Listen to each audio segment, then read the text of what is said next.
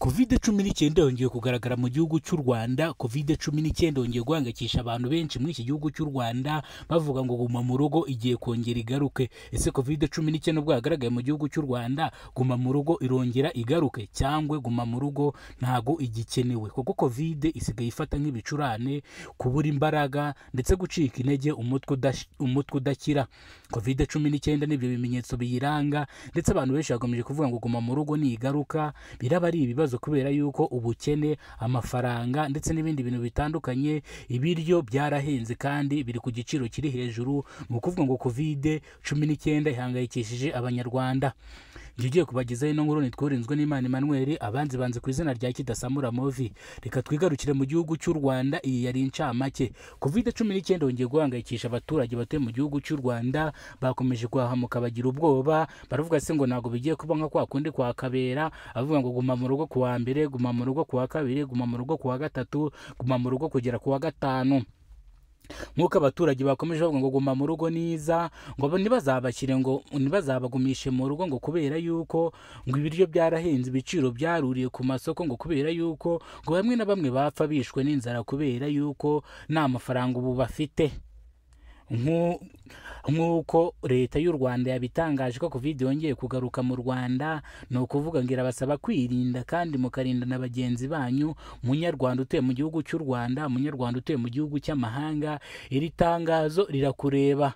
Iri ni itangazo tugiye kubagezaho nk'ibinyamakuru bya Kidasamura Movi. Kidasamura Movi yaganiriye n'abaturage batandukanye bari bari aho ngaho kugira ngo babashe kumva ibyo bavuga kuri ino COVID-19 yongeye kumvikana ino iwacu mu Rwanda. COVID-19 ntago icyongeye guhangayikisha abantu cyane, kuko COVID-19 ku bantu bayikingije biteje inkingo zigera kuri 3, ndetse bazanye n'urundi rukingo rwa 4. Umuntu utararufashe nawe ugenda urufate.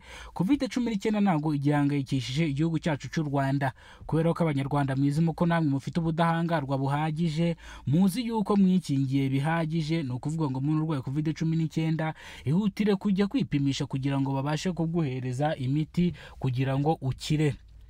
Nk'uko urwego rw'ubuzima rwatangaje yuko COVID-19 yagaragaye, ariko nubwo yagaragaye ntabwo mukwiye kugira ubwoba. Ntabwo guma mu rugo izongera gusubiraho, mwigira ubwoba, ndetse muzajya mukora nk'uko bisanzwe. Ingendo zakomeza zikore, ndetse ibicuruzwa abacuruzi namwe muzakomeza mukore mu gihe COVID-19 itaraba nyinshi, ariko mwese mwirinde yuko yaba nyinshi mu gihugu cyacu cy'u Rwanda. Twirinde kandi turinda n'abandi. Iri ni itangazo twabagezagaho nka Kidasamura Movi.